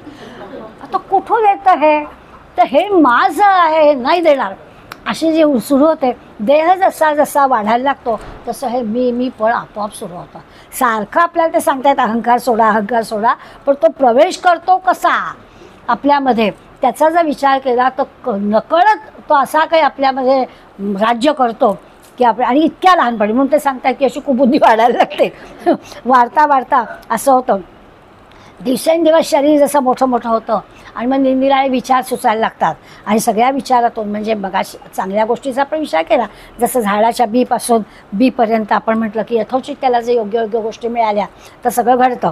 तसं इथे नुसत्या या अशा बाहेरच्या गोष्टी देऊन पुरत नाही. फरक काय नेमका आहे तो हाच आहे की त्या पिंडाला बीला बाहेरून उष्णता मिळाली, सूर्यप्रकाश चांगला मिळाला, पाणी मिळालं, योग्य वेळेला खत मिळालं, त्याची काळजी घेतली की झालं त्याचं होईल सगळं. पण इथे काय घडतं तर इथे एवढं सगळं बाहेरचं सगळं जरी किती व्यवस्थित मिळालं तरी त्या पिंडाला आतून ज्या काही गोष्टी मिळालेल्या आहेत त्याचं काय करायचं. म्हणून ते आपल्याला दाखवून देणार आहेत की आपल्याला आधीचा आणि नंतरचा. आता आधीचा म्हणजे किती आधीचा. वनस्पतीचा विचार केला तर आपण बीपासून बीपर्यंत प्रवास केला. आता अगदी खूपच सखोल वनस्पतीशास्त्राचा अभ्यास करून विचार करायचं झाले तर मग आपल्याला कळेल की अरे ती आंब्याची कोय लावली पण ती कुठला आंबा होता, मग त्या आंब्याची जात काय होती, त्या आंब्याच्या जातीवरती येणारं फळ त्या जातीचं अवलंबून आहे. म्हणजे आपण जरी अगदी किती जरी खास रत्नागिरीचं हापूस आंब्याचं रोप तिकडे बिहारात जाऊन लावलं नाही की येत हापूस आंबा तिथे तो तिकडे आंबा येतो. त्यामुळे हे जसं मग आपल्याला त्या खोलात शिरावं लागतं आणि मग ती बी कुठल्या फळाची आहे कुठल्या जातीची आहे असं बघावं लागतं. तसं इथे पण आपल्याला विचार करायला लागतं आणि आधी काय मग त्याचं मग कलम तयार करणं, मग याचं आणि याचा कलम तयार करून चांगलं फळ कसं मिळेल पाहणं, अशा सगळ्या गोष्टी आपण आता त्याच्यातल्या शोध करून आणि केलेल्या आहेत. तसं आपल्याला इथे पण करता येईल. झाडावरून आपल्याला फक्त लक्षात घ्यायचं आहे आणि अखेर आपल्याला विचार असा करायचा की त्या अंतरात्म्यापर्यंत, ईश्वरापर्यंत आपल्याला पोचायचं आहे. जो कोणी असा ईश्वरापर्यंत पोचलेला असतो तो भाग्यवान असतो असं म्हटलं समर्थांनी. मग असा जो आहे म्हणजे आम्ही नाही येथले, आम्ही आलो आहोत. म्हणजे स्वरूपानंद असं की आम्ही इथले नाही आहोत. मग इथले नाही आहोत म्हणजे काय, मग कुठले आहात? तर आम्ही ऑलरेडी ईश्वररूप होऊन गेलेलो आहोत, पण तरी देखील माऊलीने पाठवलं आहे म्हणून आम्ही आलो आहे असं स्वरूपानंद म्हणतात. त्याचा अर्थ हा आहे की ते जर कुठल्या ह्याच्यातून आलेले आहेत पिंड, तेवढ्या कामापुरते ते जरूर आले, परंतु आम्ही इथले नाही आहोत. म्हणजे पुन्हा पुन्हा या जन्ममृत्यूच्या चक्रातून आम्ही इथे आलेलो नाही आहोत. आमचा काहीतरी पापपुण्याचा हिशोब आहे आणि त्यासाठी आम्ही पुन्हा आलो आहे अशी संत मंडळी आलेली नाहीत. ते आम्हाला मार्ग दाखवण्यापुरते इथे येतात, त्यांचं काम करतात आणि जातात. उगाच का इतक्या लहान वयामध्ये माऊलींनी समाधी घेतली, त्यांचं काम तेवढंच होतं, तेवढं काम केलं आणि गेले.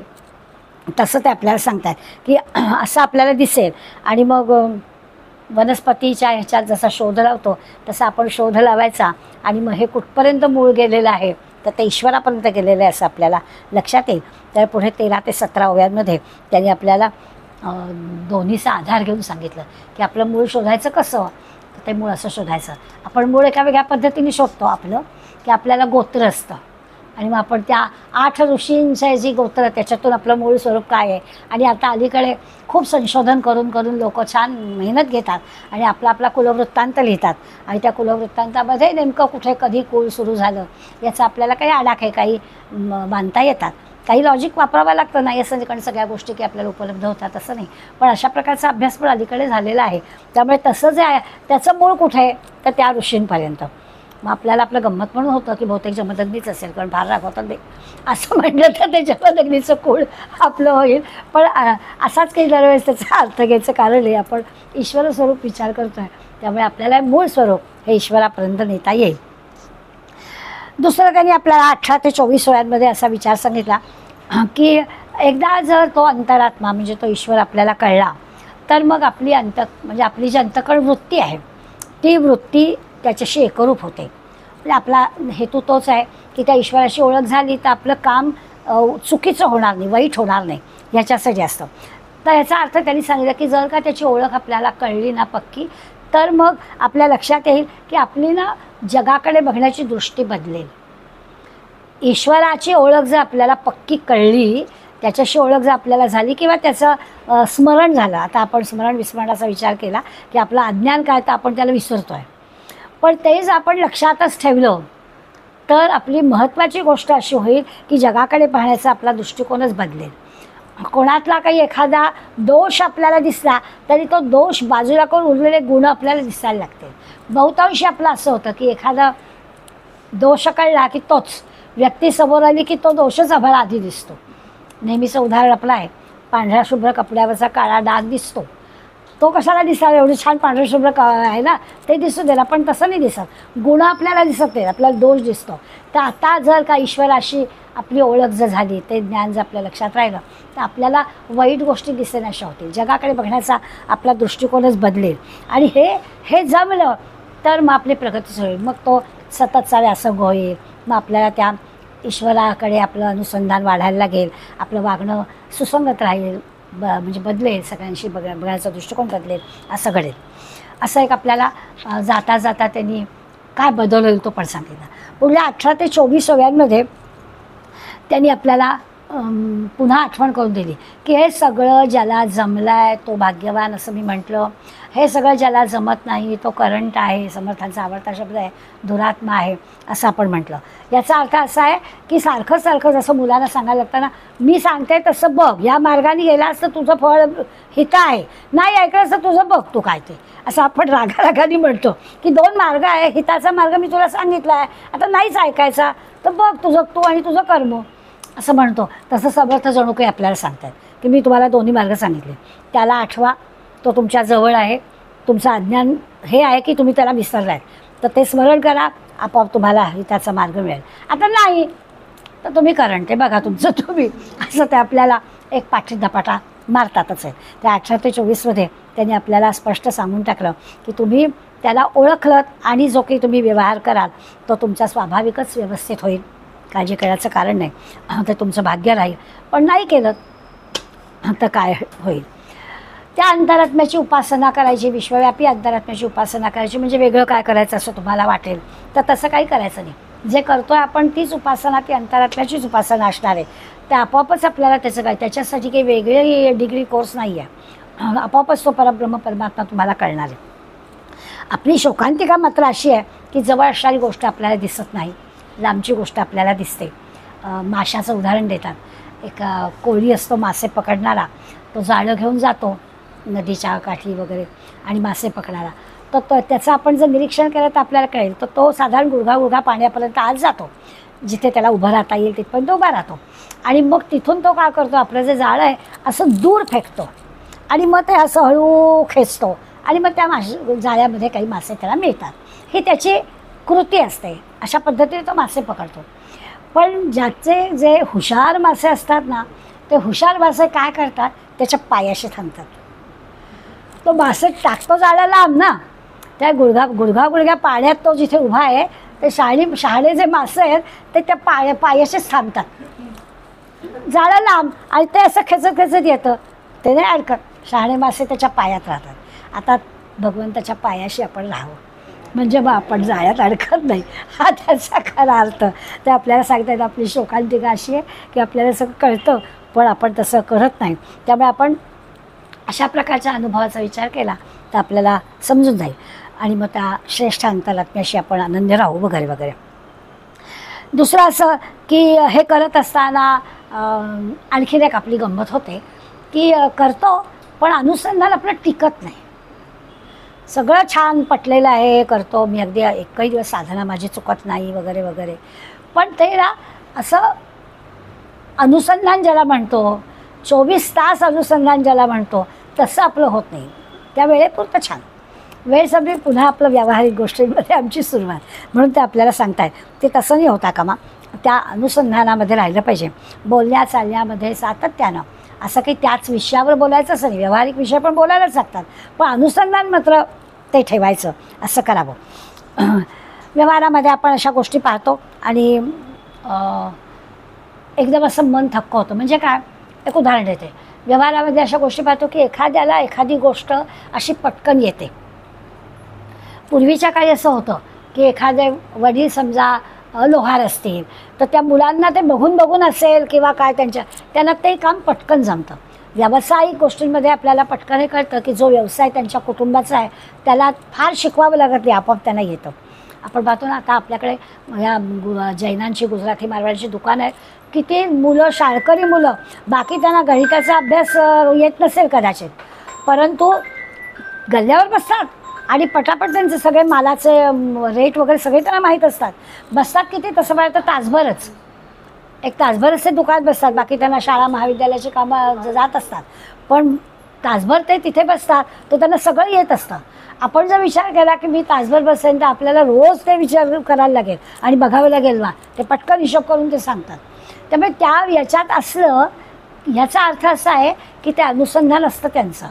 प्रत्यक्ष ते काम काही करू देत पण ते अनुसंधानात असतात, त्यामुळे ती गोष्ट त्यांना चटकन जमते. तर ते आपल्याला उदाहरण देत आहेत की याचा अर्थ काय. आता मी मुद्दामच आपल्याला व्यावसायिकांचं किंवा पूर्वीच्या काळचा पद्धतच होती की न्हाव्याचा मुलगा न्हावीच होणार, लाकूड काम करण्याचा मुलगा लाकडाचंच काम करणार, कलई करण्याचा मुलगा कलईच करणार. आपल्याकडे काही वेगवेगळे नाही. मग त्यांनी अध्यापन करणाऱ्या शिक्षकांची मुलं अध्यापनच करणार, असं पूर्वी पद्धतच होती. पण याच्या मागे उद्देश काय आहे, तर हे त्यांना अनुसंधान असतं, बघत असतात, त्यामुळे त्यांना ते आपोआप येतं, त्याच्यात गती त्यांची चांगली असते, असं आपल्याला बघायला मिळतं. आता याचं हे उदाहरण समर्थांनी का दिलं असेल तर आपल्या लक्षात येतं की ज्या संतांना ईश्वर कळला आहे त्यांची मुलं काय संत होतात का, तर तसं नाही. अनुसंधानी गोष्ट अशी आहे की ती ज्याची त्यालाच करायला हवी. म्हणून ते सांगतात की यथोचित असं जे काही अनुसंधानाचं मिळायला पाहिजे ते आपण घेतलंच पाहिजे. नुसतं व्यावहारिक गोष्टींमधलं हे पुरणार नाही आपल्याला. म्हणून पुन्हा पुन्हा ते उदाहरण देऊन आपल्याला पटवून देतात. देह जसा वाढतो आहे तसंचे विचार पण आपले चांगले वाढले पाहिजे, कुबुद्धी वाढते, असं होता कामा नाही. व्यवहारातली गोष्ट पण आपल्याला जी थक्क करणारी वाटते ती पण अशाच पद्धती बघायची की आधीच्या ह्याच्यात काय असेल, असं थक्क करणारं ह्या मुलाला कसं काय जमलं. हल्ली असतात ना 7-8 वर्षाची मुलीचा कुठेतरी व्हिडिओ आपल्याला दिसतो, सगळी गीता पाठ, कुठलाही श्लोक विचारा आदला बदला ती सांगते. मग आपण म्हणतो बाई थक्कच करणार आहे, असं कसं जमेल, इतक्या लहान वयात कसं काय एवढं सगळं येतं. बरं उच्चार छान स्पष्ट, सगळं पाठांतर, काहीच अडत नाही. आणि केवढं घनिष्ठ असतं, मोठी मोठी माणसं बसलेली असतात तरी ती छानपैकी म्हणते सुद्धा. तर हे सगळं कुठून येतं, हे थक्क करणारी गोष्ट आहे. मग आपण म्हणतो की हे पिंड म्हणजे आधीच्या पिंडातून, आधीच्या जन्मातून पण हे आलेलं आहे. मग समर्थ त्याची आपल्याला उदाहरण देऊन सांगतात. समर्थांची एक ओवी आहे, आपण जर विचार केला तर या विश्वामध्ये भगवंत आहे. नारायण असे विश्वी त्याची पूजा करीत जावी, हे तर आपल्याला कळेल. या कारणे तोषवावी कोणीतरी काया, हे पुढलं महत्त्वाचं आहे. याचा अर्थ काय, कोणीतरी काया म्हणजे देह, कोणीतरी देह झिजवावा, म्हणजे संतांनी त्यांचा देह तुम्हा आम्हाला नारायण दाखवण्यासाठी झिजवला. त्यामुळे आपल्याला हे सगळं कळलं, नाही तर कसं कळणार. अशासाठी ते आपल्याला सांगितलं असं करावं. कोणाच्या तरी आता समर्थ परत समाजाकडे येतात. समर्थांचं तर एक आहे की नुसतं मला ज्ञान मिळालं की पुरणार नाही, म्हणून ते म्हणतात नारायण असे विश्वी त्याची पूजा करीत जावी, कोणीतरी तोषवावी, कोणीतरी आपली काया हे करावी आणि इतरांना सांगावं. तसं म्हणाले की पूजा करायची ईश्वराची म्हणजे काय, तर सगळ्यांमधला ईश्वर शोधायचा आणि कुणाची तरी सेवा आपल्याकडून होईल असा प्रयत्न करायचा, मनापासून सेवा करायची. असं बघताय का कोणी आपण करतोय ते फोटो बिटो येतोय की नाही उद्या वर्तमानपत्रामध्ये, अशासाठी नाही. खरोखर आपल्याला करोना काळामध्ये असे कितीतरी अनुभव आले. काहीही अपेक्षा नाही, काही नाही, कोणी चांगलं म्हणावं, कोणीतरी कौतुक करावं ह्यासाठी नाही. आमची एक मैत्रीण आहे विष्णुनगरमध्ये राहणारी, तर तिचं मला एक दिवस त्या करोना काळात मेसेज आला की मी सकाळी अगदी म्हणजे रस्त्याला कोणी नसायचंच, पण काही आवश्यक गोष्टी तर पाहिजे, तर सुशील डेअरीमध्ये दूध घ्यायला गेली आणि तिने त्या शेजारी जो दवाखाना होता तिथे खूप मोठी लांब लचक रांग पाहिली, लोकांनी आपले बांधलेलेच आणि रांगेत उभे. मग त्यांनी सहज विचारलं की हे काय येतं, म्हणजे ते डॉक्टरांकडून सर्टिफिकेट लागत आहे ना स्टेट बदली करून जायला, तर त्याच्यासाठी ते लोक उभे आहेत. आणि म्हणाली आता हे रात्रभर रांग लावून उभे आहे, त्यांना कधी मिळणार पास, आणि गाड्या बिड्या नव्हत्याच, लोक चालली जात होती कुठे कुठे. आणि एका क्षणात तिच्या मनात आलं की आत्ता आपण ह्यांना काहीतरी मदत केली पाहिजे. आणि मग त्या दुकानामध्ये जेवढे राजगिऱ्याचे लाडू होते ते सगळे तरी खरेदी केले. एक केळ्याची गाडी दिसली, पैसे नव्हते जवळ, म्हणजे आणून देते तुम्हाला जरा वेळी, दूध आणायला आलेली, त्यावेळी काही जवळ नव्हतंच. केळ्याची गाडी केळी घेतली सगळी, सगळ्या लोकांना रांगेतल्या लाडू आणि केळी वाटली. आता हे काय आहे, ही काही आपल्याला कोणी चांगलं म्हणावं, फोटो काढावेत, लोकांकडे काढावं, हे अशा माध्यमातून काय कळलं असेल तेवढंच, पण क्षणार्धात दुसऱ्याबद्दलचं हे वाटणं म्हणजे समर्थ सांगतात की हीच ईश्वराची सेवा आहे. नारायण असे विश्वी, ह्या जगामध्ये सगळ्यामध्ये ईश्वर भरलेला आहे, तो ओळखला की ज्ञान झालं. पुन्हा मूळ मुद्द्याकडे आपण आलो की आपल्याला त्याचं विस्मरण झालं आहे, हे आपलं अज्ञान आहे. मग ते ज्ञान झालं म्हणजे स्मरण झालं, म्हणजे सगळ्यांमधला ईश्वर कळला की आपलं काम झालं. म्हणून ते सांगतात की वेगळी उपासना करायचं काही कारण नाही, आपल्याला सगळ्यांमधला असणारा ईश्वर ओळखता पाहिजे. सगळ्या विश्वावर आपण प्रेम केलं पाहिजे, सगळ्या प्राण्यांच्या ठिकाणी अंतरात्मा असं आपल्याला वाटलं पाहिजे. कुणाचंही अंतःकरण न दुखावता आपण जर केलं तर ती ईश्वराची सेवा असल्यासारखंच आहे. ही सगळी खरं तर उपासनेची दोनच खुणा किंवा दोनच चिन्ह आहेत. पहिलं चिन्ह हेच आहे की कुणाचंही अंतःकरण दुखवायचं नाही, कुणालाही आपल्या बोलण्याबद्दल राग येईल असं आपलं वर्तन की आपलं बोलणं असता कामा नये, हे समजलं.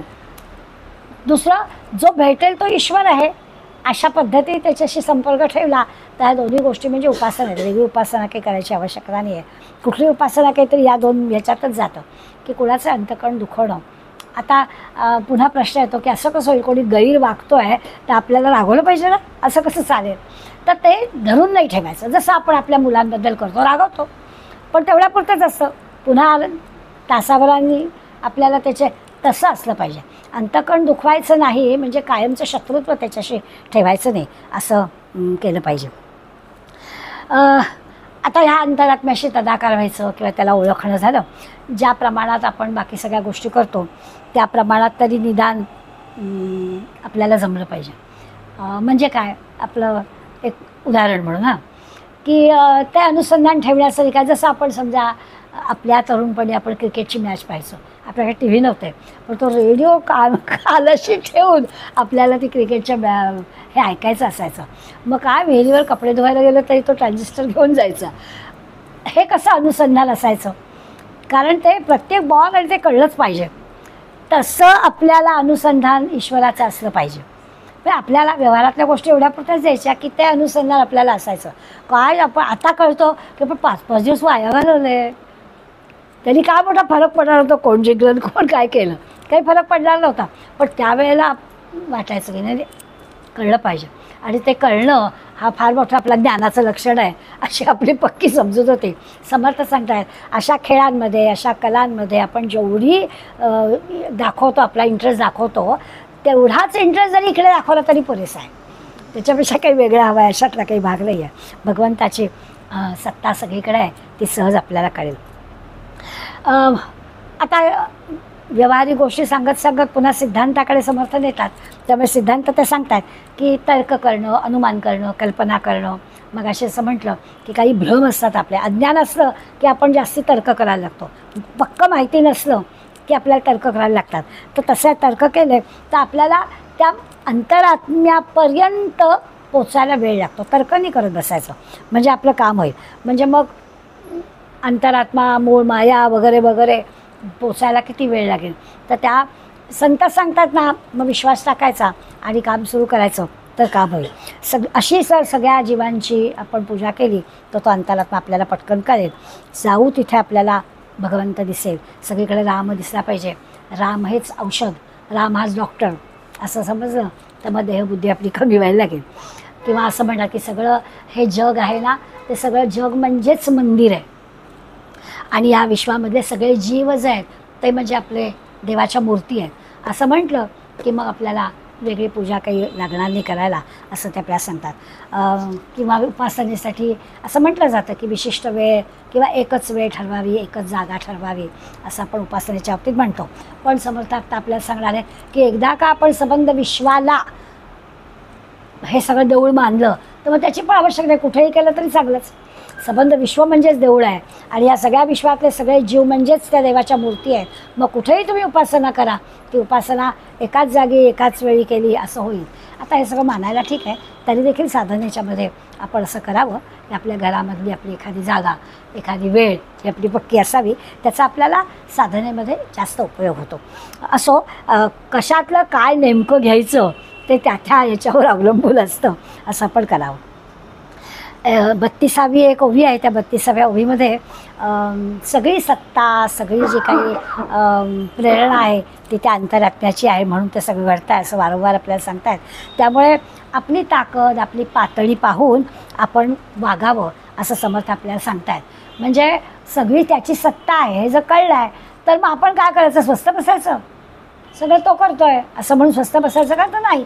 आपली पातळी, आपली कुवत ओळखून कार्यरत राहायचं. मनाला हे सांगायचं की करणारा सगळा करविता तो आहे.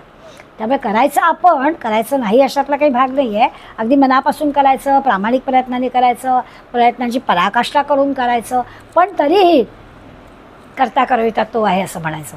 म्हणजे मग आपल्याला, ज्याला आपण आपल्या भाषेमध्ये फ्रस्ट्रेशन म्हणतो, की एवढं केलं आणि काहीच नाही झालं, तसं काही होणार नाही की ठीक आहे, जे काय व्हायचं ते तो करणार आहे ना, पण आपले प्रयत्न सोडायचे नाहीत असं पुन्हा एकदा 32व्या ओळीमध्ये त्यांनी आपल्याला सांगितलं आहे. आता इथून पुढे हा सगळा जो आहे ना, ह्याला कीर्तनात जसा एक पूर्व पक्ष आणि उत्तर असतं ना, तसं आहे की हे सगळं त्यांनी आपल्याला पूर्वरंग सांगितला.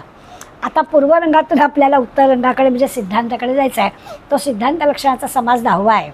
पण मग ह्या पूर्वमध्ये काय सांगितलं तर त्याच्यात त्यांनी आपण 2 शब्द वापरतो ना, आवाहन आणि विसर्जन. भगवंताला आवाहन करतो आणि मग 1.5 दिवसाचा 5 दिवसाचा काय गणपती असेल त्याप्रमाणे मग त्या मूर्तीचं आपण विसर्जन पण करतो. पण तेवढ्या त्या ह्याच्यामध्ये सगळं पूजा विधान व्यवस्थित ठरवल्याप्रमाणे सगळं करतो. तर हे जे आमंत्रण आणि विसर्जन आहे म्हणजे निरोप देणं आहे, तिथपर्यंतचा सगळा जो आहे तो पूर्वपक्ष आहे. सगळं करायचं.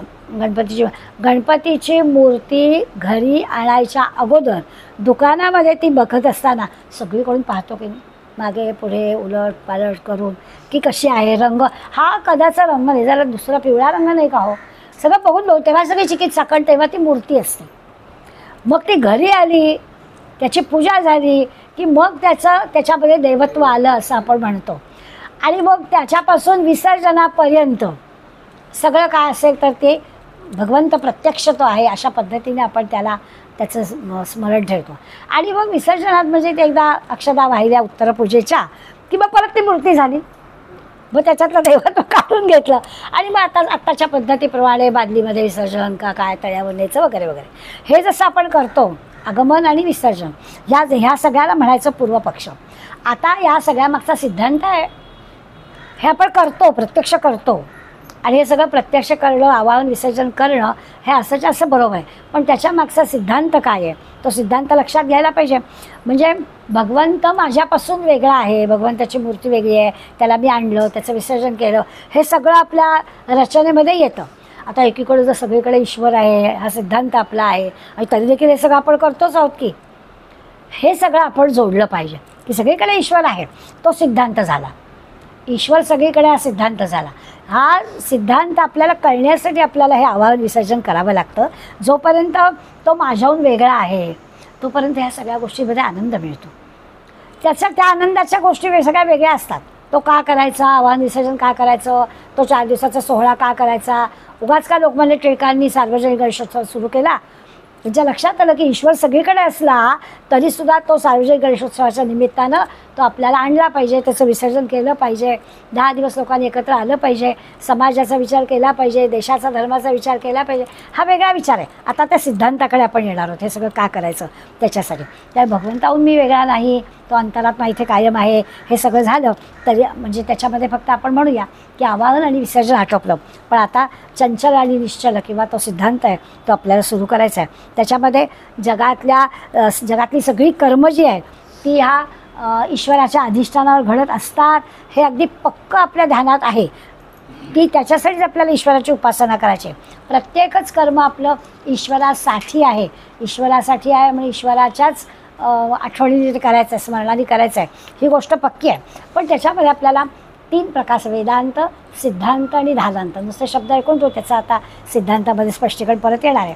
याला 3 प्रचिती म्हणतात. आत्मप्रचिती असं म्हणतात. आत्मप्रचिती म्हणजे काय, ती मुख्य प्रमाण आहे. मला माझं पटलं पाहिजे असं आपण आपल्या सोप्या भाषेत म्हणतो की मला पटलं पाहिजे. मग तुम्ही ठीक सांगताय मला पटलं पाहिजे असं आपण म्हणतो. ती जी आहे तर वेदांत याचा अर्थ शास्त्रप्रचिती, शास्त्राचा अनुभव जो असतो तो सांगितलेला असतो. तर वेदांत याचा अर्थ शास्त्रप्रचिती. आपण काही सगळ्यांनी वेदांचा अभ्यास केलेला नाही, ज्यांनी कोणी केला आहे त्यांनी वेदांच्या अभ्यासातून काही प्रचिती घेतलेली असते, ते आपल्याला सांगतात, आपण त्याला वेदांत म्हणतो. सिद्धांत म्हणजे गुरुप्रचिती, सद्गुरूंनी त्याचा अनुभव घेतलेला असतो आणि सद्गुरू आपल्याला सांगतात म्हणून आपण ते मान्य करतो, तर तेही बरोबर असतं, त्याची गुरुप्रचिती. पण तिसरी जी प्रचिती आहे ती धादांत म्हणजे आत्मप्रचिती. मला अनुभव आला पाहिजे, संतांना अनुभव आला आहे त्यांनी सांगितलं आहे, गुरूंना अनुभव आला आहे त्यांनी सांगितलं आहे, हे सगळं बरोबर आहे, पण मला त्याची प्रचिती आली पाहिजे. म्हणजे या 3 प्रचितीमध्ये आत्मप्रचिती ही खरी महत्त्वाची आहे, मुख्य आहे. लहानपणापासून असतो की आपल्याला अनुभव पाहिजे. आता असं जरी असलं तरी मी गमतीनं म्हणते की देवांशी दिवा लावलेला असतो, आपण घरातल्या लहानग्याला देवाचं तिथे शुभंकृती म्हणायला लावतो, हाय आहे हां भासतं असं सांगतो, बोटला कळेल असं नाही म्हणत. आत्मप्रचिती कुठपर्यंत ते सगळं सांगतायत ना की इथे गरम आहे म्हणजे इथे भासतं, ते सांगणं म्हणजे ती खरं त्या वेदांतामधली जी काही शास्त्रप्रचिती आहे, सद्गुरूंनी सांगितलेली जी काही सिद्धांत प्रचिती आहे ती पण महत्त्वाची आहे. त्याच्यावरच आपलं सगळं जीवन चालत असतं. पण आपल्याला मात्र असं वाटतं मला अनुभव पाहिजे. कशाला मला अनुभव पाहिजे? या अध्यात्मशास्त्रामध्ये मला अनुभव पाहिजे याच्यामध्ये फार आपण थांबतो आणि गडबड होते आपली. मला अनुभव नाही, येईल त्या अनुभवासाठी थांबायचं नाही. संतांनी सद्गुरूंनी आपल्याला दाखवून दिलेलं आहे त्या रस्त्याने जात राहायचं. मला प्रचिती आली पाहिजे एवढं हे करायची काही आवश्यकता नाही. पण आपल्याला असं वाटतं की आत्मप्रचिती मुख्य प्रमाणे, मला अनुभव आल्याशिवाय मी काही मान्यच नाही करणार असं आपण म्हणतो. तर तसं आपलं आत्महित करून घ्यायचं असेल तर वेदांतावर म्हणजे शास्त्रप्रचितीवर आणि गुरुप्रचितीवर आपण विश्वास ठेवला पाहिजे. महावाक्य सांगितले तर महावाक्यांचा अर्थ लावला पाहिजे, त्यावर आपण मनन चिंतन केलं पाहिजे. आपोआप आपल्याला आत्मप्रचितीचा अनुभव येईल. आता दुसरं आणखी एक गंमत असते बरं का. समजा याची देही याची डोळा आपल्याला काही आत्मप्रचितीचा अनुभव आला तरी तो लोक विश्वास ठेवत नाहीत हो. लोक पुन्हा मला काहीतरी आपलं वर्णन करून सांगतायत असं पण होतं. ते सांगू पण नाही कोणाला आपल्याला आलेला अनुभव, आपल्यापुरताच आपण ठेवावा असं पण त्याच्यातलं एक आहे. कारण समाजामधलं की सगळी मंडळी संत नाही आहेत, सगळी मंडळी काही सद्गुरूच्या ह्याची नाही आहेत, मग ती सामान्य नजरेनेच बघतील ना आपल्याकडे. त्या आत्मप्रचिती ही आपल्यापुरती असते, असं पण लक्षात घ्यायचं आहे. पण तरी यातला सिद्धांत काय आहे तो सिद्धांत आपल्याला पुढल्या याच्यामध्ये सांगणार आहेत. जाता जाता इथे हाच विषय ईशावास्य उपनिषदात आलेला आहे. समर्थ काय करतात, दासबोधा ग्रंथ उपनिषदावर आधारित आहे असं सुरुवातीलाच त्यांनी आपल्याला सांगितलेलं आहे ग्रंथालक्षणामध्येच. त्यामुळे कुठे कुठे आपल्याला तो मुद्दा मी माझा नाही सांगत आहे, ईशावास्य उपनिषदात पण त्यांनी असं सांगितलं, असं सांगतात की जे जे काही आपल्याला इंद्रियांच्या अनुभवाने येतं, डोळ्यांनी बघतोय, कानाने ऐकतोय असं जे म्हणतो, ते जे सगळं आहे ते सगळं ईश्वर गोचर आहे असं लक्षात घ्यायचं. की आपल्याला जे वाटतं इंद्रिय गोचर, मला इंद्रियांनी कळलं तरच खरं असं नाही. तर या परमेश्वराचं जे आपल्याला अनुभव आहे तो अनुभव इंद्रियांच्या मार्फत येईल असं नाही, असं लक्षात घ्यावं असं ईशावास्य उपनिषदच म्हणतं.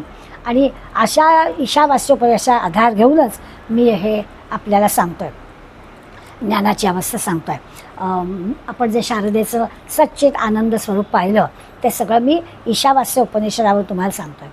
आणखीन पण विवेकचूडामणी जो आचार्यांचा ग्रंथ आहे त्याच्यात पण त्यांनी हा विषय आपल्याला घेतला आहे. अज्ञान म्हणजे काय, आता जे आपण म्हटलं ते अज्ञान, शारदा, आत्मस्वरूप, 24 तास असणं, तेच ते म्हणजे त्याची शक्ती म्हणजेच शारदा, हा सगळा विचार त्याच्या विवेकचूडामणी पण मध्ये पण आलेला आहे. आणि ते सांगताना एक सगळ्यांना माहिती असणारा श्लोक आचार्य सांगतात की हे सगळं कळेल, कोणाला कळेल, सोप्पं आहे हो म्हणाले.